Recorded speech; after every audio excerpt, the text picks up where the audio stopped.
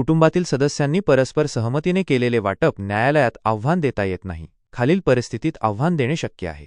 सहमती नसणे. जर कुटुंबातील एखाद्या सदस्याची खरीखुरी सहमती नसताना फसवणूक, दबाव किंवा चुकीची माहिती देऊन वाटप झाले असेल तर ते न्यायालयात आव्हान देता येते. कायदेशीर प्रक्रिया न पाळणे. वाटपाची प्रक्रिया कायदेशीर नियमांनुसार झाली नसल्यास, म्हणजे स्टॅम्प ड्युटी, नोंदणी इत्यादी, तर ते आव्हान देता येते. अल्पवयीन सदस्य. कुटुंबातील अल्पवयीन सदस्यांचे हित विचारात न घेता वाटप झाले असल्यास ते आव्हान देता येते. फसवणूक. वाटप करताना कुटुंबातील एखाद्या सदस्याची फसवणूक झाली असेल तर ते न्यायालयात आव्हान देता येते.